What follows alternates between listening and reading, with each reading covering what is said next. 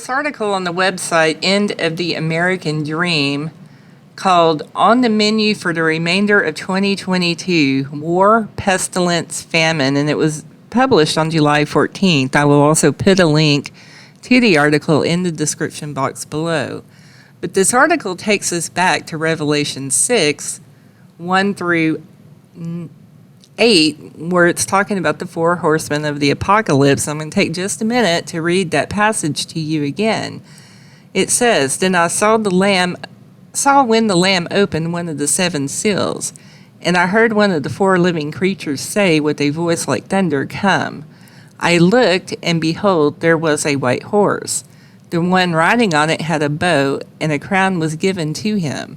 He went out as a conqueror so that he might conquer. When the Lamb opened the second seal, I heard a second living creature saying, Come. Then another horse came out, fiery red. The one riding on it was permitted to take peace from the earth so that the people would slaughter one another. He was given a great sword. When the Lamb opened the third seal, I heard the third living creature saying, Come. And behold, I saw a black horse. The one riding on it held a balance scale in his hand. Then I heard something like a voice in the midst of the four living creatures saying, A quart of wheat for a denarius, and 3 quarts of barley for a denarius, but do not harm the oil and the wine. When the Lamb opened the fourth seal, I heard the fourth living creature saying, Come. Behold, I saw a horse, pale greenish gray. The name of the one riding on it was Death, and Sheol was following with him. Authority was given to them over a fourth of the earth to kill by sword and by famine and by plague and by the wild beast of the earth. So Revelation 6 keeps popping up for me, and I think there's something to this.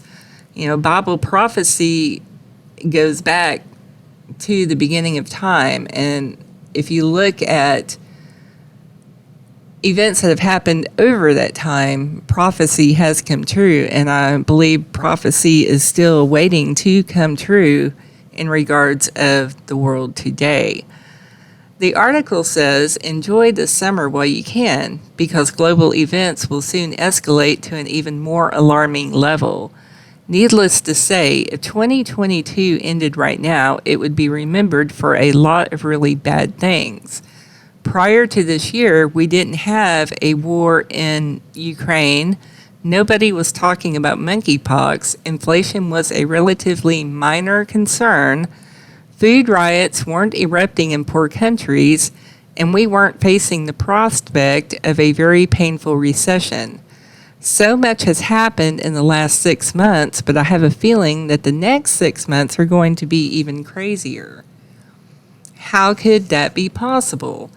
Well, how about another major war? On Thursday, Yair Lapid, I think that's how you pronounce his name, and Joe Biden signed a joint pledge that expressed their shared intention to do whatever is necessary to keep Iran from getting nuclear weapons. During a joint appearance following the signing, Biden made the position of the U.S. government very clear. Biden said Iran has an opportunity to accept the agreement that is before them. If they don't, we made absolutely clear we will not, let me say it again, we will not allow Iran to have a nuclear weapon. Of course, U.S. officials have been saying similar things for a long time.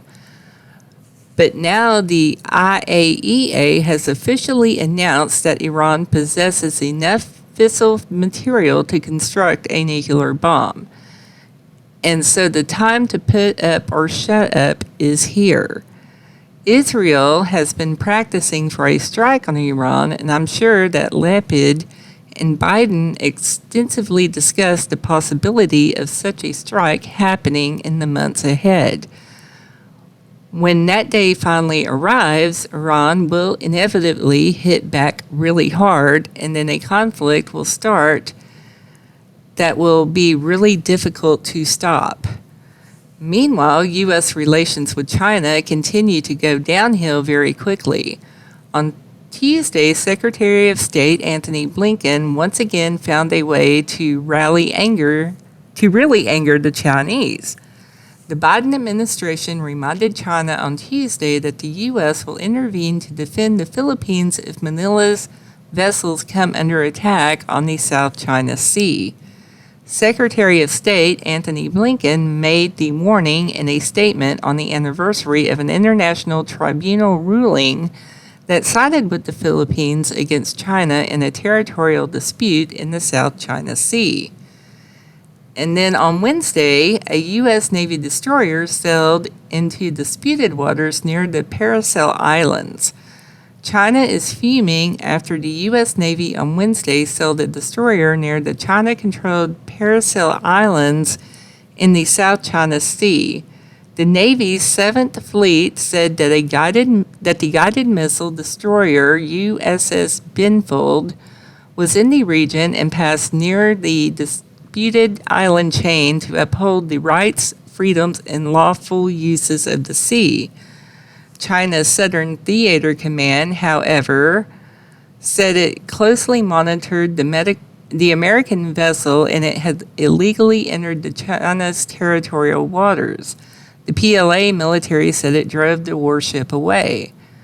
I think that the war in the Middle East is coming first, but as I've been warning for a long time, we will eventually have war with China too. On another note, the global monkeypox outbreak continues to get even worse.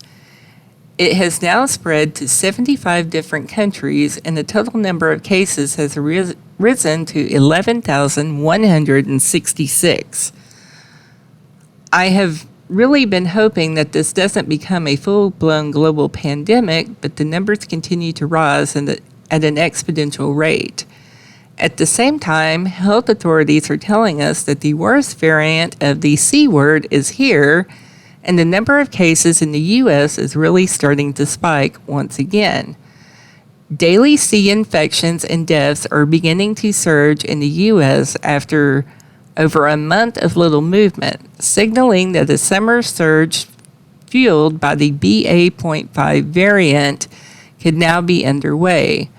America is averaging 649 daily deaths from the C virus, a 97% increase over the past week. This is the largest 7-day increase in deaths since early December. And I have to say C word because I can't say the actual word here on YouTube. Recorded infections have made a leap as well to 136,903 per day. It is a 24% increase over 7 days and the largest daily case average since February, when America was coming down off the largest C virus surge of the pandemic. It has become clear that the C virus isn't going away. Health officials assured us that if we did what they instructed us to do, that we would eventually be able to put this pandemic behind us. Of course, now it's obvious that that was not true at all. All of their efforts to end this global pandemic have failed, and now we have a global nightmare on our hands. Herd immunity didn't work very well either, as the other side was saying. So many people have already died during this pandemic, and so many more are going to die in the months ahead. Speaking of death, the global famine that we were warned about is already here. According to the head of the UN World Food Program, the number of acutely hungry people is now at an all-time high. The spike in food, fuel, and fertilizer prices sparked by the war in Ukraine is threatening to push countries around the world into famine, bringing global destabilization, starvation, and mass migration on an unprecedented scale, a top UN official warned Wednesday. David Beasley, the head of the UN World Food Program, said its latest analysis show that a record 345 million acutely hungry people are marching to the brink of starvation, a 25% increase from 276 million at the start of 2022, before Russia invaded Ukraine on February 24th. The number stood at 135 million before the C virus pandemic in early 2020. We are already seeing an alarming number of people starve to death in some parts of Eastern Africa. Sadly, this even includes very young children. Ajabu Hassan has had no chance to grieve the deaths of her children. She's had to focus on keeping the others alive. Her 4-year-old and 5-year-old died from malnutrition in their inland town of Burhakaba, victims of a record drought that has propelled Somalia to the brink of famine. Faced with starvation, Hassan took her remaining 8 children and began the 15-day trek to reach the capital, Mogadishu. Towards the end of their journey, her 2-year-old daughter collapsed and died. They buried her along the way. It should break your heart to hear of very young children starving to death. Unfortunately, this is just the beginning. David Beasley and other global officials are warning that things will get much worse in the months ahead. This is not a game. Global events really are starting to spiral out of control, and the perfect storm that we are now experiencing will only become more intense from this point forward. And I do believe that's true. I mean, you turn on the news and it's nothing but, people killing each other, people starving, wars, these leaders are rising of different countries are rising up against each other and making all sorts of threats. The only thing that we can do, God tells us, do not fear. And if you are saved, you don't fear. But, that's kind of easier said than done. It is concerning to everybody. So I just suggest watch and pray and keep track of what's going on. That's all I have for you today. Y'all have a great day.